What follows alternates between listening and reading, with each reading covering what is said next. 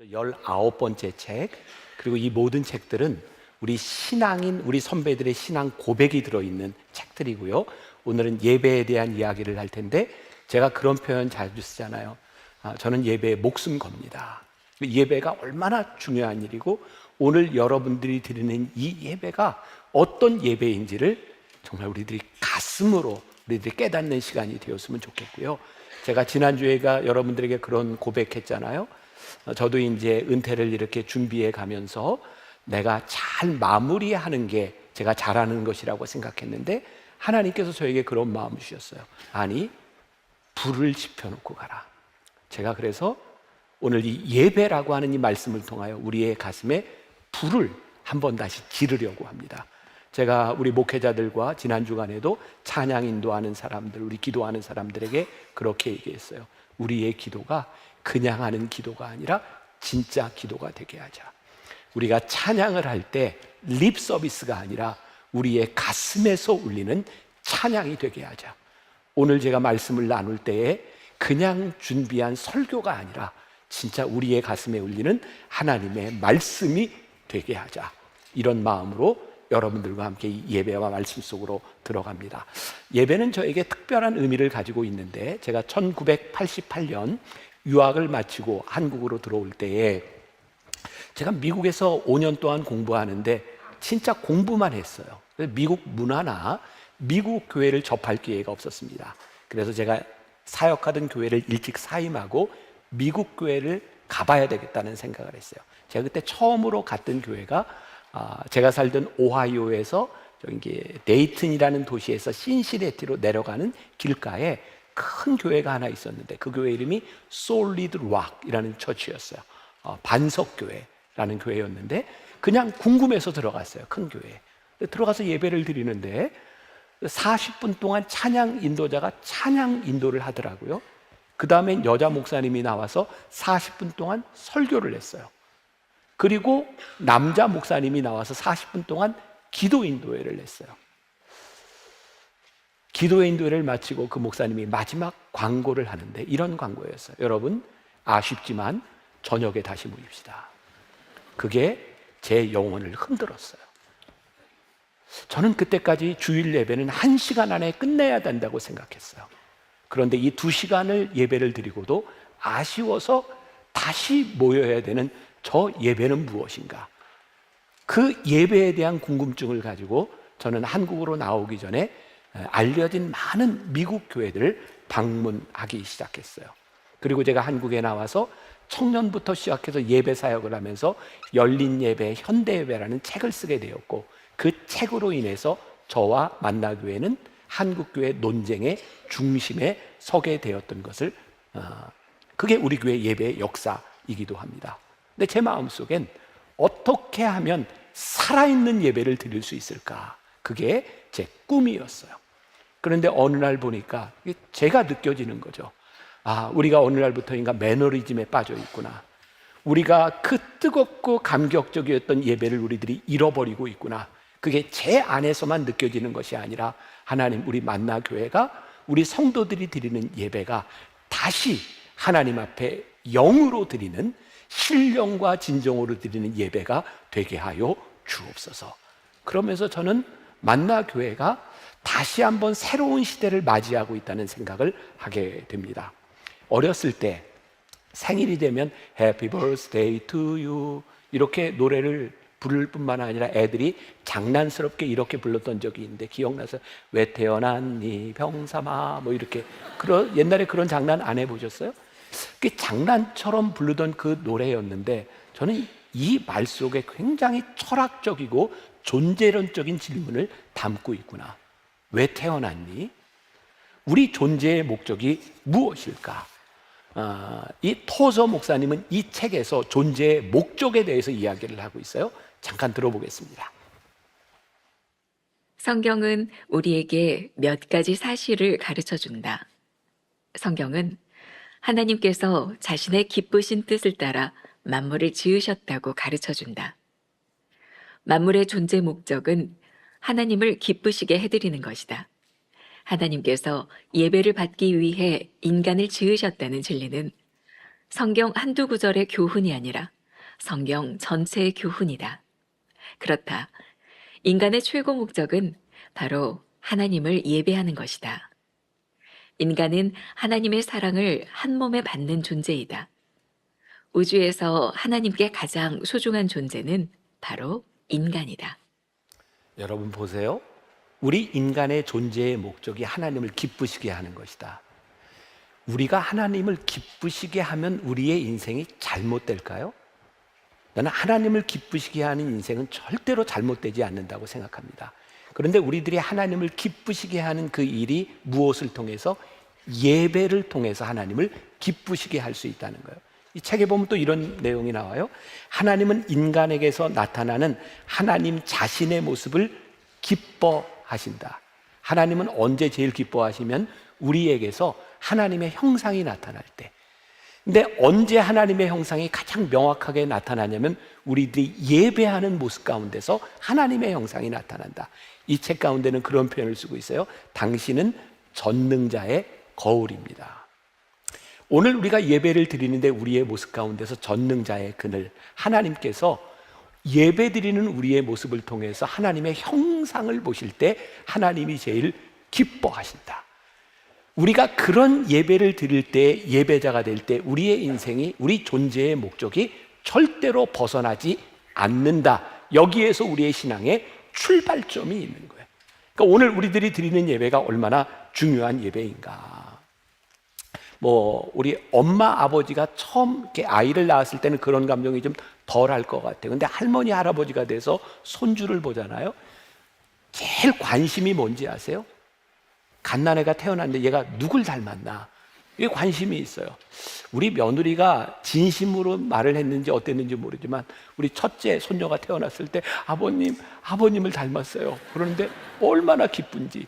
얘가 컸을 때 나를 닮았을 때는 생각을 안 한 것 같아요. 아무튼 저를 닮았다고 하는데 너무 기쁜 거예요. 그럼 참 그렇지 않아요? 내 자식이 내 모습, 내 형상을 가졌다고 하는 게 얼마나 기쁜 일인가. 하나님이요, 예배드리는 우리의 모습을 바라보면서 하나님의 형상을 바라보게 될 때 하나님이 제일 기뻐하신다. 오늘 우리가 드리는 이 예배가 얼마나 중요한 일인지 몰라요. 자녀들의 모습에서 기쁨을 얻는 것처럼 전능자의 거울인 우리의 모습, 예배자의 모습에서 하나님이 기뻐하시는 전능자의 형상을 보는데, 문제는 뭐냐면 타락한 우리 인간들, 죄를 지은 우리 인간들에게서 그런 하나님의 형상이 보이지 않는 거예요.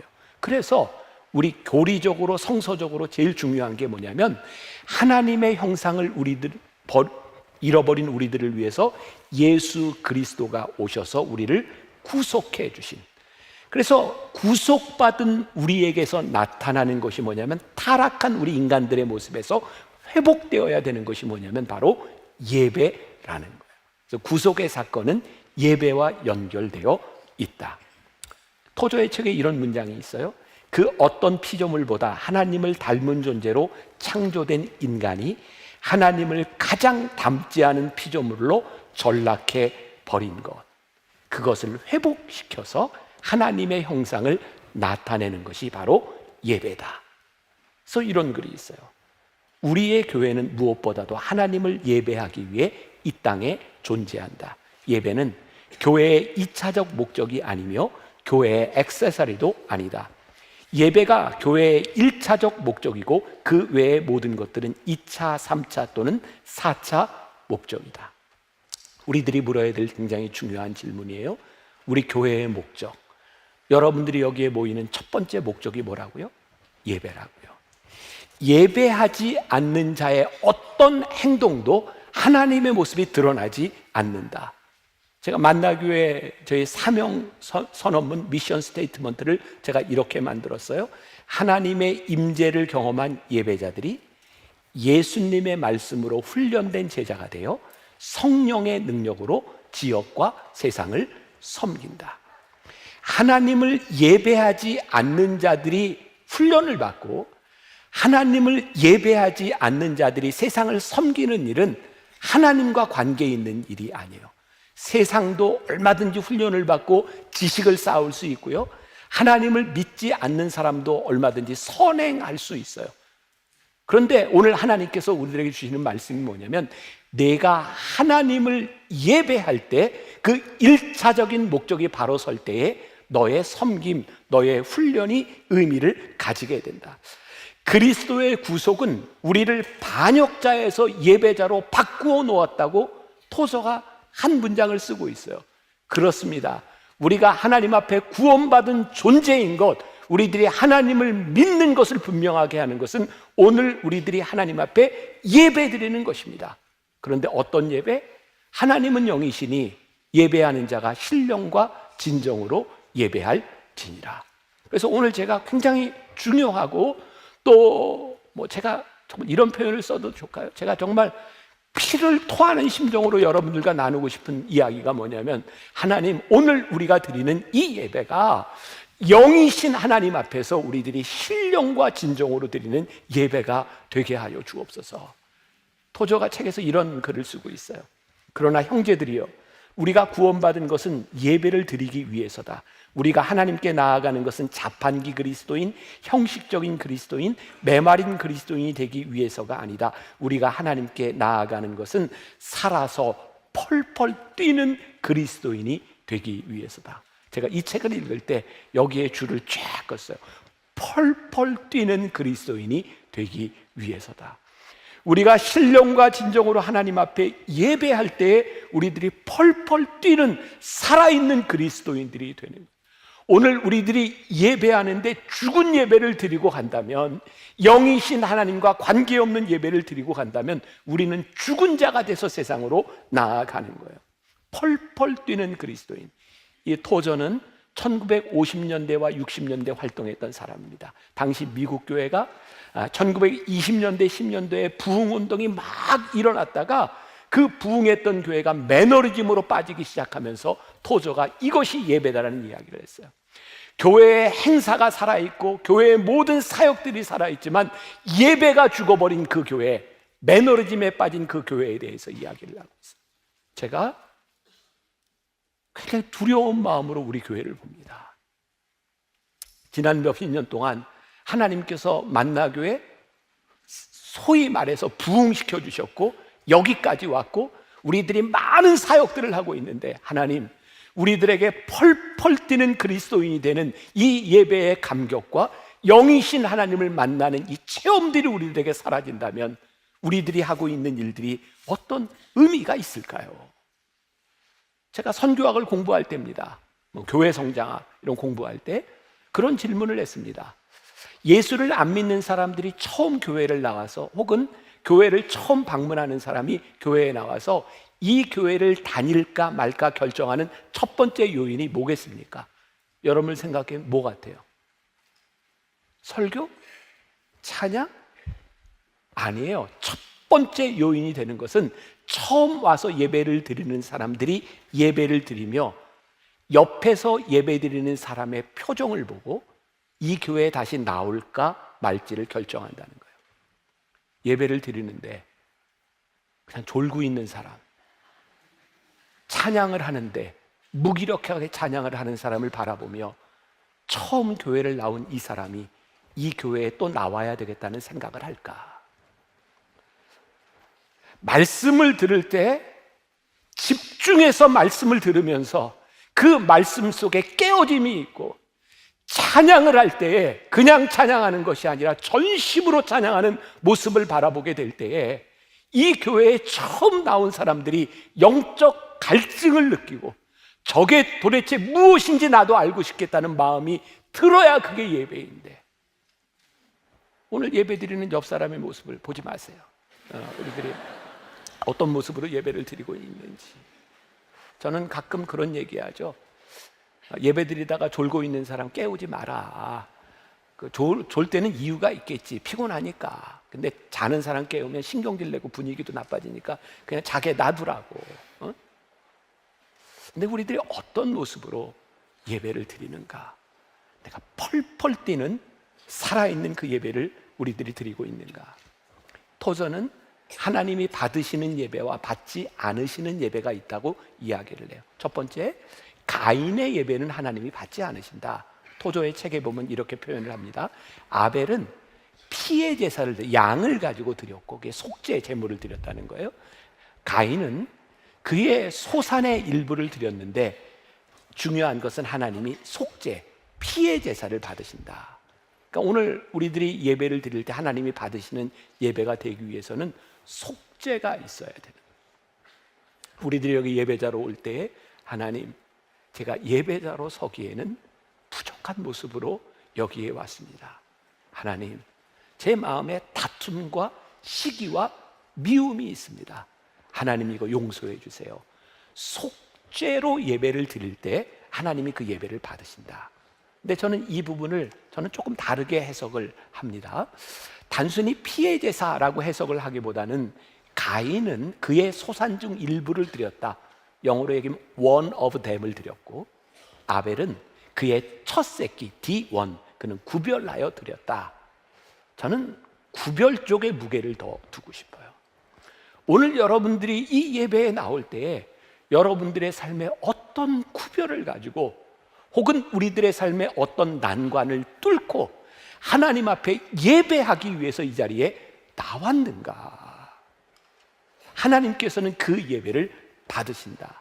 두 번째, 또 하나님이 받으시지 않는 예배 가운데 하나는 사마리아인의 예배를 받지 않으신다. 우리가 지금 3주 때 동일한 본문을 가지고 이야기를 하고 있어요. 사마리아 여인이 예수님께 묻습니다. 우리 조상들은 이 산에서 예배를 드렸는데 당신들은 예루살렘에서 예배를 드린다고 하는데 어디에서 예배를 드려야 할까요?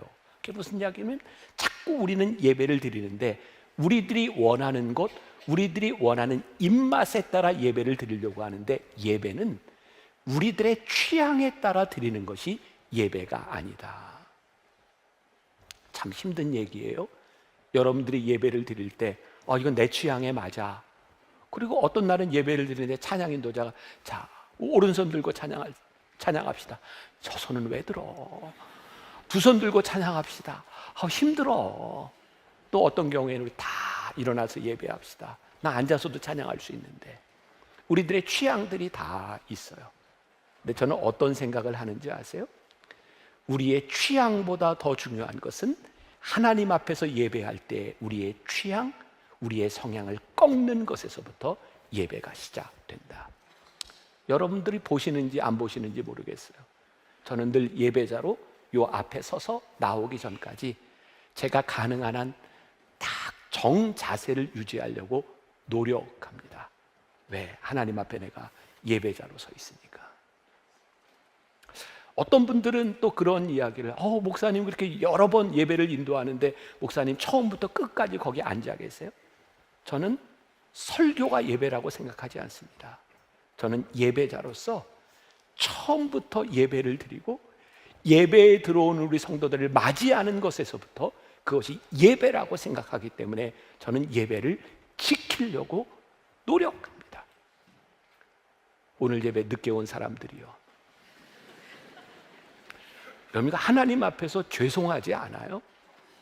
우리들이 예배자로 서 있는데 우리들이 어떤 예배자로 우리들이 예배 시간에 나오는가?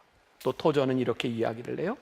하나님을 예배할 뿐만 아니라 자연을 숭배하는 예배 하나님이 받지 않으신다. 이 말은 하나님께서 이스라엘 백성들에게 나 외에 다른 신을 우상을 만들지 말라라고 하는데 예배 가운데 우리들이 우상 삼은 것 그거 하나님이 받으시지 않는다. 저희 교회는 미디어를 많이 사용하는 교회입니다. 근데 제가 우리 미디어 담당자들에게 늘 그런 이야기를 해요. 어느 날부터인가 예배의 중심에 미디어가 된다면 하나님이 그 예배 받으시지 않는다. 미디어는 철저하게 예배가 되기 위해서 우리들이 사용하는 수단에 불과한 것이다. 제가 만나교회 예배 개혁을 시도했어요. 왜냐하면 예배를 드릴 때 아마 대부분의 지금 교회들도 그래요. 찬양대, 성가대가 있어요. 성가대가 한 주 찬양을 안 하면 큰일 나는 줄 알아요. 제가 우리 교회 찬양대 다 해쳐 모여 했어요.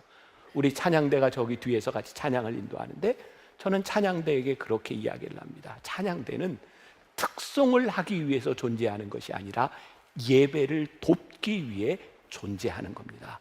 그래서 한 달에 한 번만 특송을 하지만 한 달에 2번을 할 수도 있고 2달에 1번을 할 수도 있고, 내가 주인공이 아니라 우리는 예배를 돕는 자입니다. 그래서 우리 교회 찬양대가 매주 특송을 하지 않는 이유 가운데 하나이기도 합니다. 또한 제가 여기서 설교를 해요. 저는 설교가 예배라고 생각하지 않습니다. 설교는 예배를 돕는 일입니다. 제가 중심이 되어서도 안 돼요. 그래서 제가 꿈꾸는 예배예요. 하나님, 우리들이 예배하다가 성령님께서 우리들에게 강하게 임재하시는데 찬양 가운데 임하시면 하나님 찬양으로 예배하고 이 예배가 끝나도 좋습니다. 우리들이 기도할 때에 성령께서 기도 가운데 임하시면 우리의 마음을 뜨겁게 하시면 기도로 이 예배가 끝날 수도 있습니다. 하나님, 말씀을 준비하며 말씀을 전하는데 말씀의 능력이 임한다면 다른 순서를 다 빼고 말씀 가운데 펄펄 뛰는 살아있는 예배를 드리면 좋겠습니다. 제가 가지는 개인적인 꿈이에요. 하나님, 우리의 예배가 하나님 앞에 신령과 진정으로 드려지는 예배, 우리의 형식, 우리의 순서에 따라 드려지는 예배가 되지 않게 하여 주옵소서. 사람들이 가끔 그런 얘기해요. 만나교회 예배는 물 흐르듯이 준비가 잘 되어 있습니다. 맞아요. 정말 열심히 준비합니다. 근데 제가 예배팀하고 늘 하는 이야기가 있어요. 우리가 아무리 열심히 준비했을지라도 하나님께서 우리들에게 주시는 마음이 있다면 순종할 수 있는 마음을 가지고 우리 예배드리자. 아멘 타이밍이에요.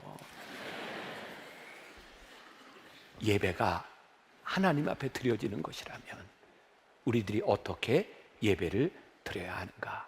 도저의 책에 성경은 하나님이 영이시기 때문에 예배자가 신령과 진정으로 예배해야 한다고 가르친다. 이 가르침은 예배를 둘러싼 모든 모호성을 일거에 제거한다.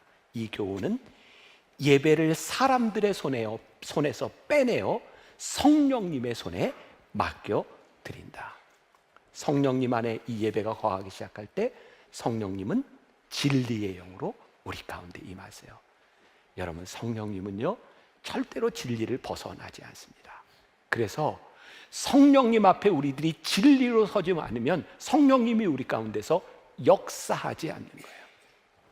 예배를 드릴 때 우리가 진리 안에 서 있는가? 또한 우리들이 진리만을 생각하면서 때로는 교리만을 생각하고 형식만을 생각하면서 성령님의 역사를 우리들이 무시하고 있는 것은 아닌가? 그래서 우리들이 붙들어야 되는 게 있어요.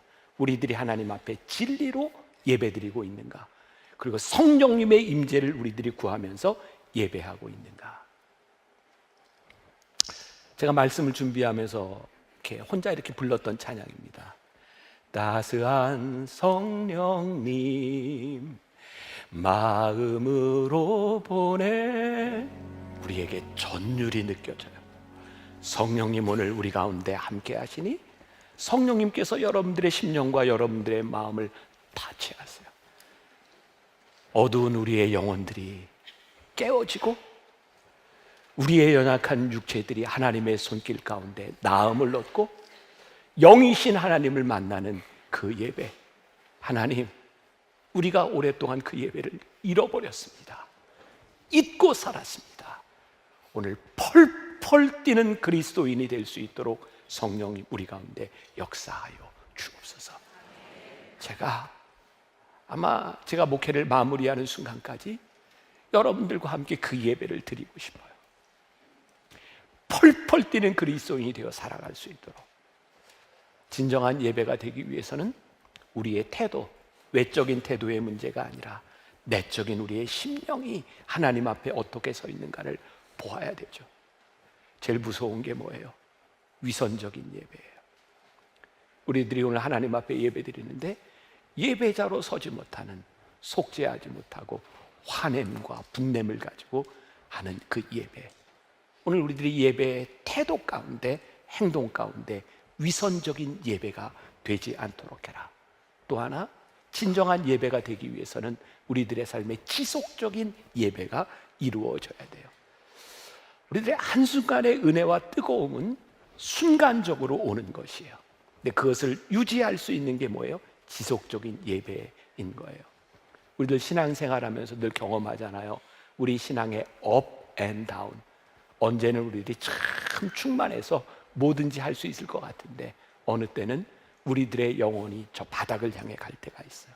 근데 여러분, 바닥을 향해 가는 우리의 영혼을 다시금 영적으로 유지해 주는 게 뭐냐면 예배예요.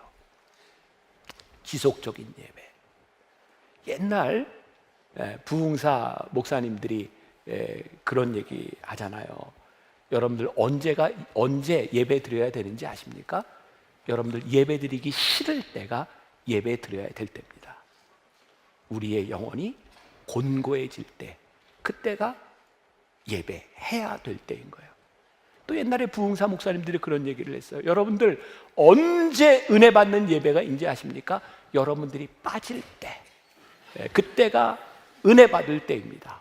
근데 저는 그분들이 얘기했던 게 진짜 맞다고 생각해요. 우리들의 지속적인 예배 가운데서 허물어졌던 우리의 영혼들이 다시 소성케 되고, 언제 하나님이 우리를 은혜 주실지 모르는데 그 은혜의 순간이 어디에서 이루어져요? 이 예배의 공동체에서 이루어지는 거예요. 그러니까 우리들이 우리의 믿음을 유지하고 하나님 앞에 하나님의 전능자의 거울이 될 수 있는 것이 뭐냐면 바로 이 예배를 통해서 우리들에게 이루어지는 거예요. 토저는 또 이런 이야기를 합니다. 나는 감정을 믿는다. 성령님의 역사가 감정은 아니지만 성령님이 우리들에게 역사하실 때는 우리의 감정을 통해서 역사하신다. 자, 그래서 여러분들에게 이제 오늘 이 말씀을 듣고 계속해서 예배를 드릴 때 여러분들에게 이런 마음이 있으면 좋겠다. 그게 뭐냐면, 하나님, 예배를 드릴 때 제 마음을 만져주세요. 어떻게? 말랑말랑하게. 여러분, 우리들이 씨를 뿌릴 때 땅을 기경하고 거기에 물을 뿌려서 땅이 말랑말랑해져야 거기에 씨를 뿌리고 싹이 나요. 성령님은 감정이 아닙니다. 그러나 말랑말랑해진 우리의 감정을 타고 성령님이 우리 안에 들어오세요.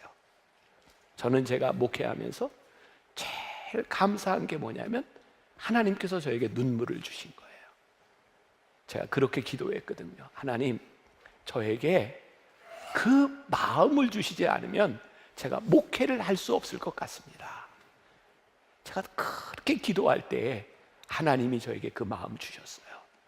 성도들을 바라보고 기도하고 예배할 때에 제 눈에 눈물을 주셨어요. 여러분들 예배를 드릴 때 그 기도하셔야 돼요. 하나님, 이 예배 가운데 강팍한 우리의 마음이 성령님 앞에서 말랑말랑하게. 하나님, 우리가 예배를 드릴 때에, 말씀을 들을 때에, 찬양을 할 때에, 기도할 때에 우리들에게 눈물을 주셔서 성령님이 역사할 수 있는 마음을 우리들에게 주시옵소서.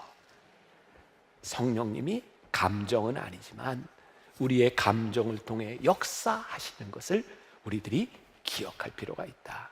토저가 예배의 4가지 요소를 이야기합니다. 잠깐 들어봅시다. 우리가 하나님을 제대로 알게 될 때, 하나님을 믿고 하나님의 성품을 무한히 신뢰하게 될 때, 하나님께 감탄하면서 하나님의 탁월성 때문에 하나님을 사랑하게 될 때, 하나님의 영광에 매혹되고 하나님을 숭모할 때, 그때 우리는 하나님의 발 앞에 우리를 온전히 부어드리기를 원할 것이다. 그러나 이렇게 하도록 누군가 우리를 조르고 독촉할 필요는 없다. 하나님을 만난 사람은 자발적으로 하나님의 발 앞에 자신을 쏟아 부어드리기를 원하는 법이다. 하나님을 예배할 때, 하나님의 선하심을 우리들이 맛보아할 때, 하나님의 위대하심을 우리들이 할 때 하나님을 찬양하고, 하나님, 이 예배를 받아 주옵소서. 여러분들이 찬양을 할 때 입으로만 하는 것이 아니라, 하나님, 제가 이 찬양을 하나님 앞에 드립니다.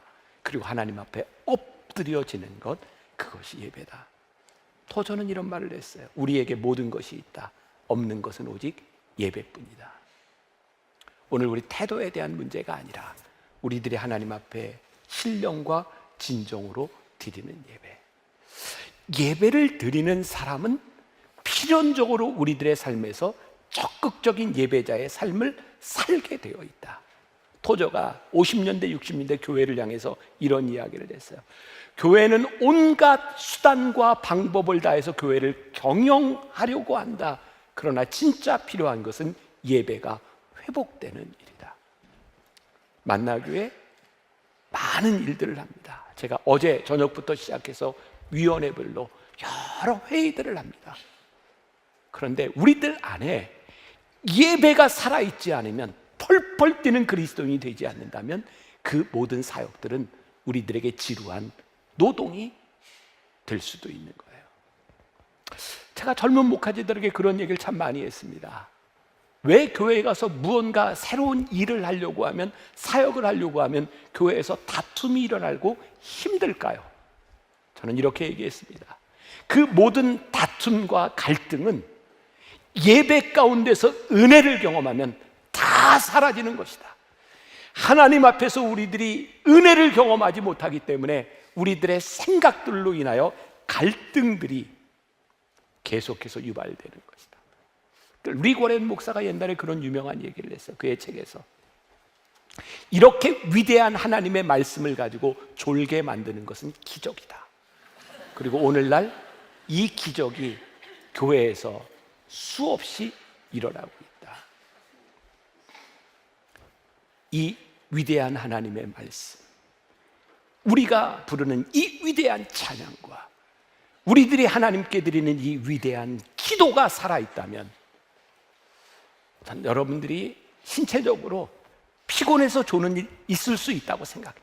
괜찮아요. 우리들 그런 인간이니까. 하나님이 우리를 그렇게 만드셨으니까. 그러나 우리가 하나님 앞에 예배 드리러 올 때 하나님, 우리의 영혼이 펄펄 뛰는 영혼이 되게 하여 주옵시고, 이 예배 가운데서 신령과 진정으로 하나님을 만나는 역사가 일어나게 하여 주옵소서. 그래서 오늘 예배를 마치고 나가는 여러분들이 펄펄 뛰는 그리스도인이 돼서 이 세상으로 나갈 수 있기를, 그리고 펄펄 뛰는 그리스도인으로 살아가다가 신령과 진정으로 하나님 앞에 예배드리는 자가 되기를, 우리 같이 신령한 꿈을 꿉시다. 하나님, 우리가 이 시온 성전에서 드리는 이 예배가 신령과 진정으로 드리는 예배가 되게 하여 주옵소서. 나의 영혼이 살아나는 예배가 되게 하여 주옵소서. 성령님의 역사가 우리 가운데 임하는 예배가 되게 하여 주옵소서. 오늘 이 예배 가운데 성령님 우리를 만지실 때 우리의 인생의 문제들이 하나님 앞에서 해결되는 역사가 일어나게 하여 주옵소서. 하나님의 능력을 붙들고 나가게 하여 주옵소서. 우리 다시 한번 따스한 성령님, 우리 찬양하면서 우리 한번 뜨겁게 기도합시다.